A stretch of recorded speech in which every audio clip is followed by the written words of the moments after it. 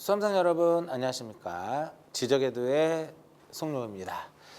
자, 지적측량 시행규칙 2024년도 12월 26일에 일부 개정사항이 발생을 했어요. 그래서 앞으로 여러분들이 지적직 공무원이라든지 한국국토정보공사를 준비하시는 분들이라면 당연히 개정사항을 반영해서 공부를 해야 되겠죠. 시행은 2025년 3월 26일이에요. 결국은 2025년도에 어떠한 지적직 공무원이라든지 한국국토정보공사를 준비하시는 분들이라면 당연히 개정법에 맞춰서 준비를 해야 됩니다. 가장 큰 개정사항으로는요. 총칙 제2조의 정의 부분이 추가됐다라는 거예요. 기존에는 우리가 지적측량을 공부하는 데 있어서 처음 공부하시는 분들은 용어에 대한 부담감으로 인해서 지적측량을 접할 때 상당히 어려움을 겪었죠.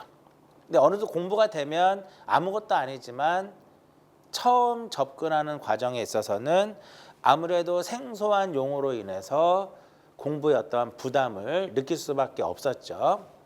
제2조 정의 부분에 대해서는 지적측량을 공부하는 데 있어서 여러분들이 기본적으로 알아야 될 용어들을 정의를 해놨습니다. 정의 부분이 추가됐다라는 부분하고요. 뒷부분에서도 다 말씀을 드리겠지만 지적 도근점 간의 거리에 대해서 개정사항이 있고요.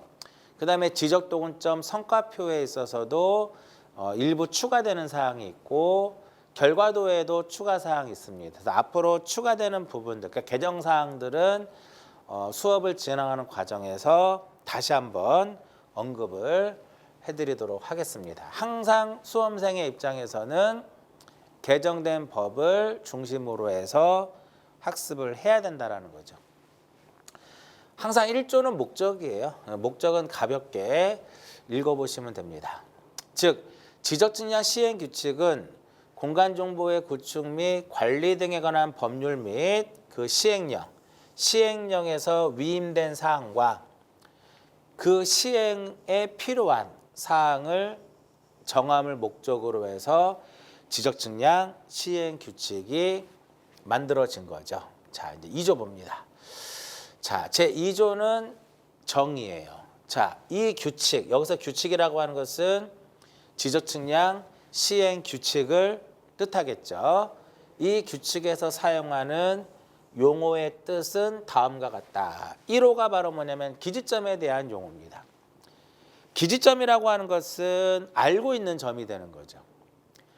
사실은 이 기지점에 대한 정의는 지적 업무 처리 규정에서 이미 정의를 내렸는데요.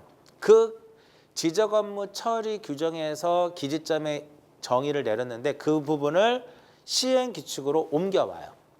그럼 기지점이라는 건 뭐냐? 넓은 의미로 따졌을 때는 측량 기준점 및 경계점을 뜻해요.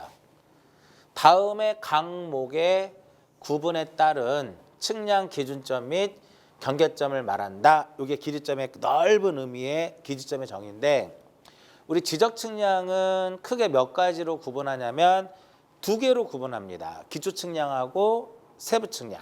그래서 기초 측량에서의 기지점하고 세부 측량의 기지점으로 구분이 돼요. 그래서 과목이 바로 기초 측량입니다.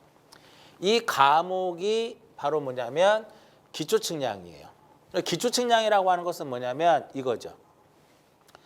지적 기준점을 정하기 위한 측량을 우리는 무슨 측량이라고 한다? 기초 측량이다라고 얘기를 해요. 그러면 이러한 기초 측량은 측량 기준점 중에서 국가 기준점하고 지적 기준점을 사용하게 돼요.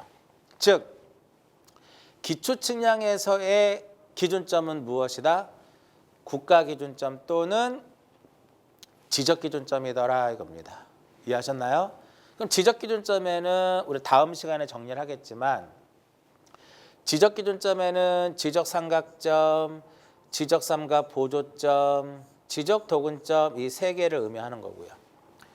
국가기준점은 다음 시간에 국가기준점에 대해서 정의를 하는데 우주측지 기준점이 있고요. 위성기준점이 있고 그 다음에 수준점이 있고 중력점이 있고요. 요거를 기초로 하는 통합기준점이 있고 삼각점이 있고 그 다음에 수준점이 있고 지자기점이 있는 거죠. 이러한 것들이 국가기준점의 개념이 됩니다. 이러한 기초측량의 경우에는 국가기준점 또는 지적기준점을 기초로 하는 거고요. 그 다음에 세부측량의 경우는 세부측량은 무엇을 하는 게 세부측량이냐면은 1필지, 우리 토지의 등록 단위를 필지라고 하죠. 필지, 1필지의 경계와 면적을 정하기 위해서 하는 거고요. 또한 경계와 면적을 확인하기 위해서 실시하는 것을 세부측량이다라고 얘기를 합니다. 세부측량에서는 요 지적기준점, 지적기준점하고 지상에 무엇이 된다? 경계점이 되는 거예요. 세부측량에서는 지적기준점 또는 지적도 2m상의 필지를 구획하는 경계점하고 경계점과 상호 부합되는, 그러니까 지적도 2m상 필지를 구획하는 경계점과 상호 부합되는 지상에 무엇이 된다? 경계점을 기초로 해서 합니다. 그래서 세부측량은 지적기준점하고 경계점, 지상의 경계점이다 이렇게 표현할 수 있는 거죠. 기지점에 대한 정의가 됩니다. 그러니까 줄여서 보면 기초측량할 때는 뭐다? 기초측량의 경우에는 국가기준점 또는 지적기준점. 세부측량의 경우에는 지적기준점 또는 지상의 경계점. 경계와 경계점하고 부합하는 지상의 경계점을 말합니다. 그 다음에 2호가 망평균 계산법입니다. 이 망평균 계산법은 지적 삼각점 측량의 계산이죠. 지적 삼각점 측량에 있어서의 그 계산은 평균 계산법 또는 망평균 계산법에 의하는데 이 망평균 계산법이라고 하는 것은 지적 삼각망을 활용하여 구하려는 지적 삼각점의 위치를 구하는 계산 방법. 즉 망평균 계산법은 지적 삼각망을 활용하여 지적 삼각점의 위치를 계산하는 방법을 망평균 계산법 이렇게 표현을 하고요. 세 번째 배각법. 우리가 각을 측정할 때 나오는 용어죠. 한 번 측정하는 것을 이렇게 두 점 사이에 낀 각, 두 점 사이에 낀 각을 측정하는데 한 번 측정하는 것을 단측법이라 그래요. 근데 단측법은 정밀도가 떨어지기 때문에 여러 번 관측을 하는 거죠. 2번 이상.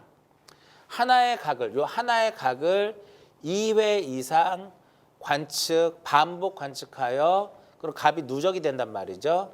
누적 값을 평균하는 관측 방법을 우리는 무엇이란다? 배각법이다라고 얘기를 해요. 이거는 몇 배각일까요? 3배각의 개념이죠.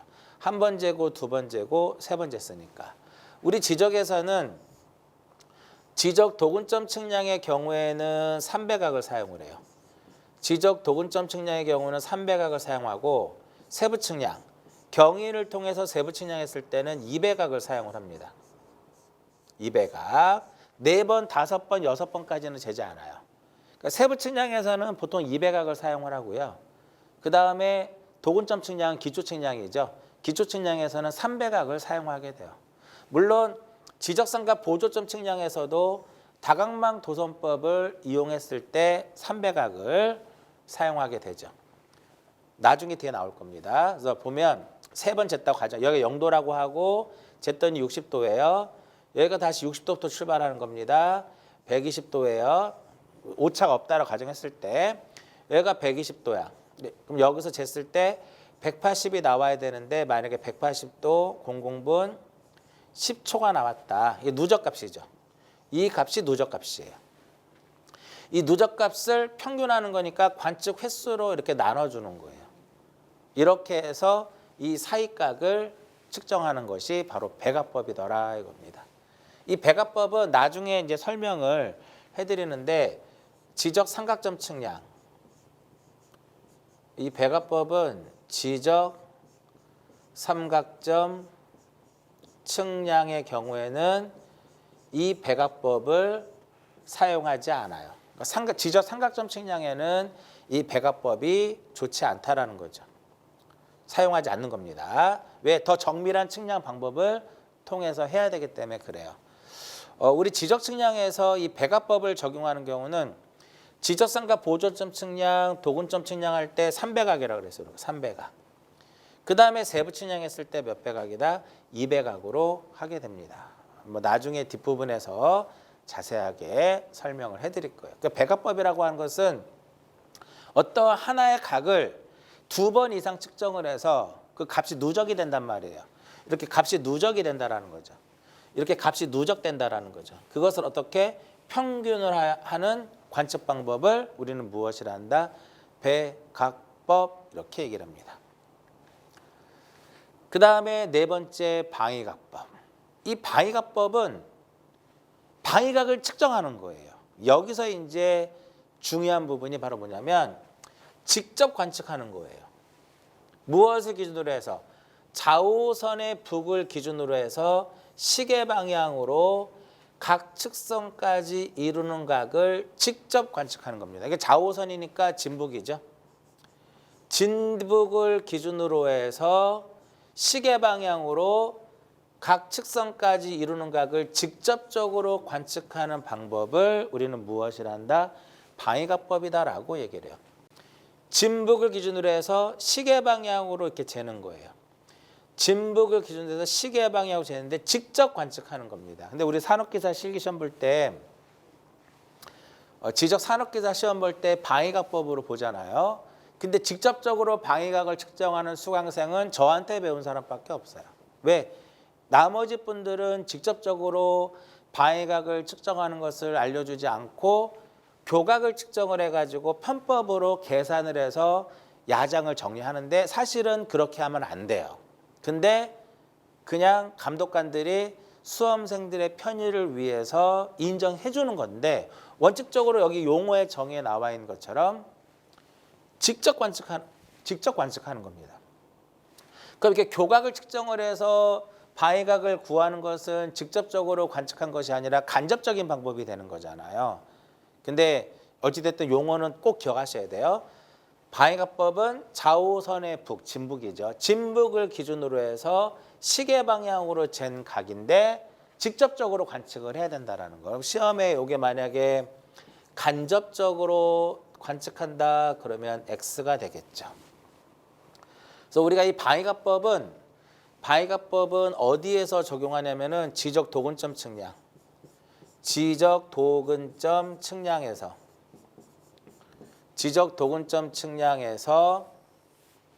도선법에 의해서 할 때 그 각을 백악으로 할 수도 있지만 방위각법으로도 할 수가 있습니다. 거기서 방위각법이 등장을 하게 되죠. 그 다음에 5호 도선법 나왔네요. 이 도선법은 기지점에서 출발하여 각 변의 거리와 방향이니까 이건 각이 되는 거예요. 거리와 방향을 관측해서 다시 기지점에 도착하도록 하여 측점의 위치를 결정하는 방법을 무엇이라고 하냐면 도선법이다. 결국은 이 도선법이라고 하는 것은 각과 거리, 이 각과 거리를 관측을 해가지고 내가 구하고자 하는 점들의 값을 구하는 거거든요. 그래서 도선의 대표적인 편성이 결합도선이 있어요. 요 각하고 거리를 관측하는 거예요. 이 각하고 거리를 관측하는 겁니다. 기지점에서 출발하여 기지점에 도착하도록 하여 측점의 위치를 결정하는 방법인데 기지점에서 출발해서 다른 기지점으로 붙이는 것을 결합도선이라 하고 기지점에서 출발해서 다시 원래의 기지점으로 다시 도착하는 이것을 폐합도선이라 그래요. 그러니까 여기서 보면 기지점에 도착한다라고 하는 것은 두 가지의 개념이에요. 기지점에서 출발해서 다른 기지점으로 도착시키는 방법과 기지점에서 출발해서 다시 원래의 기지점으로 돌아오는 이러한 개념이다라고 보시면 되겠죠. 그래서 이렇게 여기서는 이 거리와 각을 관측하는 거예요. 이 거리와 각을 관측을 하게 되는 거죠. 근데 여기서 각인데 바로 직접적으로 이렇게 방위각을 관측할 수도 있다라는 거예요. 방위각으로 관측을 요 방향을 두 가지 개념이에요. 백악법으로 각을 잴 수도 있고요. 아니면은 이거를 방위각법으로도 할 수 있습니다. 방위각법으로도. 근데 이 백악법으로 하게 되면 각측선에 대한 방위각을 또 별도로 계산을 또 해야 되는 그런 방식이 되는 거예요. 근데 이 방위각법은 방위각을 측정을 했기 때문에 그 값을 통해서 나중에 뒤에 나오는 종선차라든지 횡선차를 구하게 되는 거죠. 이게 도선법이에요. 도선법의 개념. 이 도선법은 좀 전에 얘기한 것처럼 요 기지점에서 출발하여 각변에 대한 각과 거리를 관측을 하는 거예요. 그래서 기지점에 도착하도록 하여 각 요러한 측점에 대한 그 위치, 측점에 대한 위치를 결정하는 방법인데 x와 y를 결정하는 거죠. 즉 수평위치를 결정을 한다라는 겁니다. 그 다음에 다각망 도선법. 이 다각망 도선법은 좀 전에 도선에 대한 설명해드렸죠. 도선을 3개 이상을 붙여놓은 거예요. 그래서 보면 여러 개의 도선을 결합한 형태가 바로 무엇이다? 다각망 도선이라는 거예요.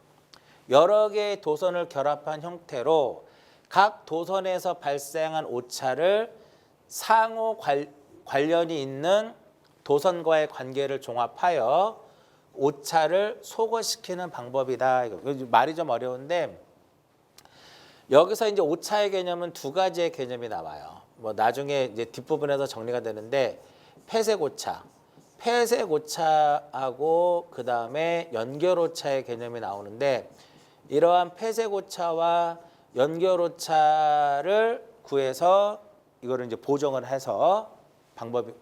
하는 거거든요. 이러한 다각망 도선법은 자 보시면 여러 개의 도선을 결합한 형태라고 그랬어요. 여러 개의 도선을 서로 이렇게 결합한 거예요.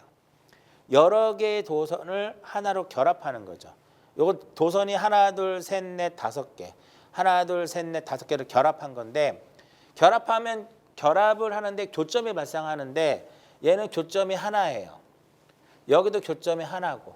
그래서 이걸 우리가 1교점 다각망 도선법이다라고 얘기를 해요. 그래서 1교점 다각망 도선법은 Y형과 X형이 있고요. 여기서는 교점이 2개거든요.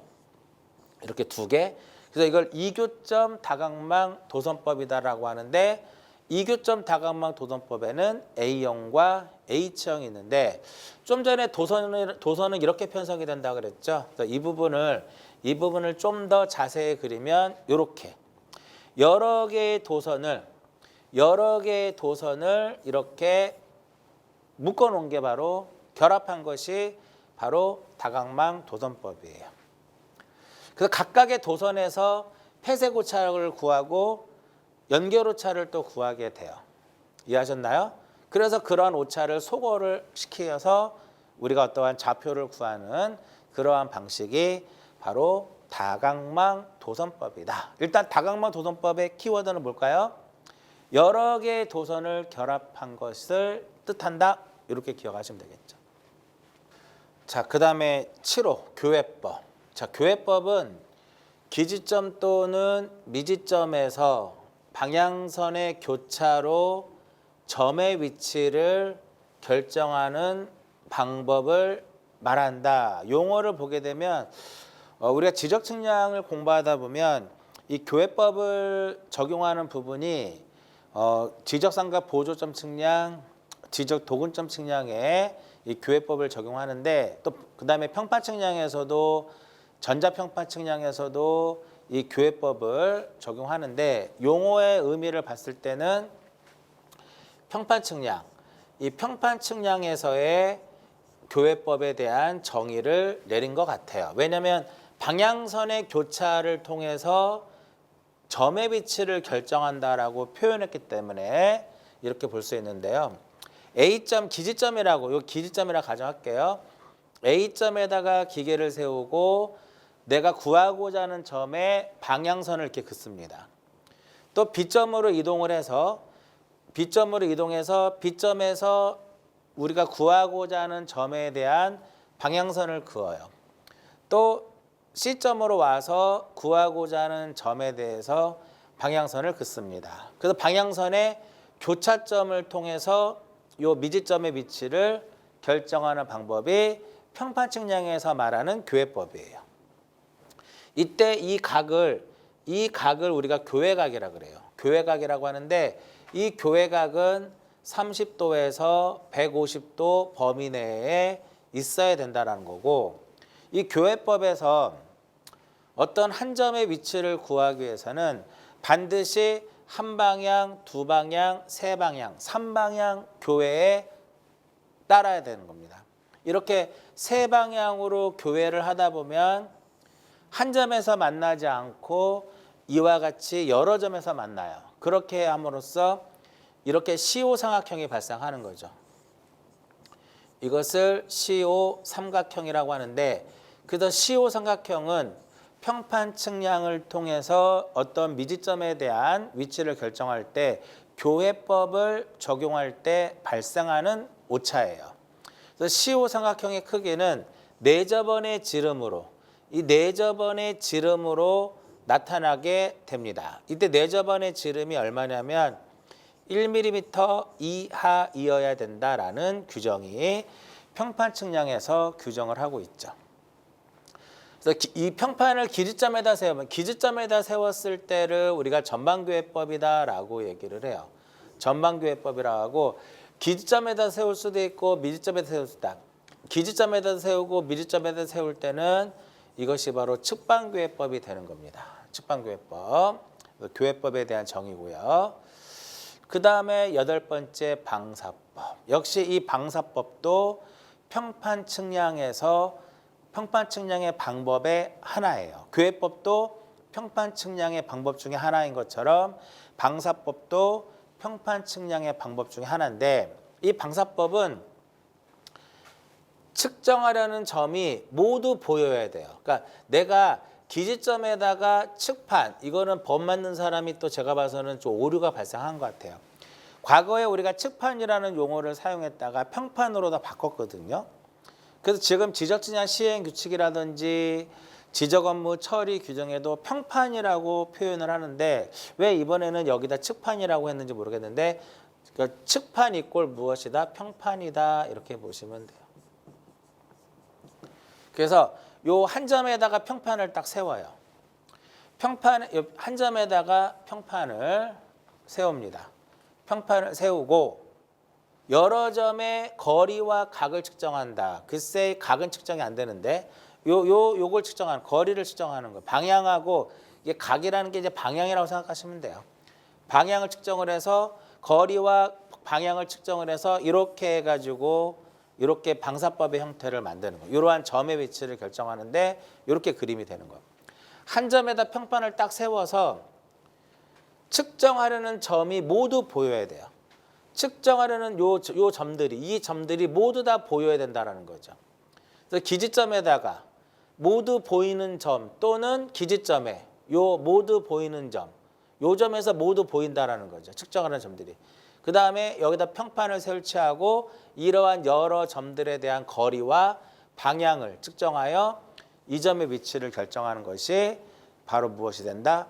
방사법의 개념이 되더라, 이겁니다. 방사법. 용어를 만드는 과정에서 실무자들이 약간 실수를 한 것 같아요. 요게. 왜냐하면은 이 방사법은 세부 측량에서 우리가 경위를 통해서 세부 측량할 때 방사법을 사용하거든요. 그때는 거리와 각을 측정하는 거는 맞아요. 그건 맞아. 근데 여기 지금 평판을 설치했다고 하니까 각이라는 말이 들어가면 안 돼. 평판은 각을 측정할 수는 없는 거거든요. 어찌됐든 현재 지적진양 시행 규칙에서 방사법이라고 하는 것은 결국은 내가 기계를 세운 점이 있으면 이 기계를 세운 점에서 모든 점들이 다 보여야 돼요. 여러 점들이 다 보여야 된다는 거죠. 보여야만 방사법을 적용할 수 있는 겁니다. 그래서 평판에서의 방사법은 거리와 방향을 관측하는 개념이고요. 경위 측량에서의 방사법은 각과 거리를 관측하는 개념이 되는 거예요. 그 다음에 마지막으로 연직각. 연직각은 시준선이 수평선과 이루는 각을 우리는 무엇이라고, 시준선하고 수평선과 이루는 각을 연직각이라고 하는데, 이게 천정이고 천정이고요. 얘가 수평선이라고 하게 되면 천정을 기준으로 해서 어떠한 측선이 이루는 각을 천정각이라고 하고, 천절을 기준으로 해서 어떤 측선에 올려진 각을 천저각이라고 하고요. 여기서 연직각은 얘를 뜻하는 것, 수평선을 기준으로 해서 이게 올려지는 각을 상향각, 내려지는 각, 이게 올려지는 것을 상향각, 내려지는 각을 하향각 이렇게 얘기합니다. 이게 각의 위치가 바뀌었는데 올려지는 것이 상향각, 내려지는 것이 하향각 이렇게 돼요. 그러니까 이렇게 재는 것은 수평각이 되는 거고요. 이렇게 이렇게 재는 거, 또 이렇게 내려지는 거, 이게 바로 연직각의 개념이 되더라 이겁니다. 연직각의 개념은 우리가 지적 삼각점 측량하고 지적 삼각 보조점 측량, 지적 도근점 측량, 세부 측량에서 연직각을 측정하는데, 지적 삼각점 측량은 연직각을 정반 2회를 관측을 하고 그 교차가 30초고요. 도근점 측량에서는 올려보거나 내려봅니다. 올려본 각, 내려본 각 90초. 지적 세부 측량에 있어서는 정반 1회 관측하고 그 교차가 5분이에요. 그래서 이러한 내용들은 나중에 지적 삼각 보조점 측량, 지적 도근점 측량, 지적 세부 측량에서 연직각의 개념에서 다시 한번 등장하는데, 일단 연직각은 시준선하고 수평선이 이루는 각을 무엇이란다? 연직각이다라고 얘기를 합니다. 지적 측량 시행규칙 제2조에는 여러분들이 지적 측량을 공부하는 과정에서 반드시 기본적으로 알아야 될 그 용어를 규정하고 있어요. 그래서 지적 삼각점 측량에서의 용어는 망평균 계산법, 도근점 측량에서의 용어는 도선법, 다각방 도선법, 그다음에 평판 측량으로 넘어와서는 교회법이라든지 그다음에 방사법, 그다음에 전반적으로 기지점에 대한 용어, 그다음에 각에 대한 배가법이라든지 배가법이라든지 방위가법에 대한 용어에 대한 내용들을 지적진량 시행규칙에서 정하고 있는데요. 처음에 이제 이 부분이 제2조 자체가 용어와 관련된 부분이 추가됐기 때문에 앞으로 공무원 시험이라든지 뭐 자격증 시험, 뭐 공사 시험에서도 용어와 관련된 문제들이 등장할 수 있기 때문에요. 지적진량 시행규칙에서 정의를 한 그 용어대로 정리를 하고 준비를 하시면, 뭐 크게 어려운 내용 아니잖아요. 잘 정리하시면 될 것 같습니다. 자, 이번 시간은 여기까지 하고 마무리 짓도록 하겠습니다.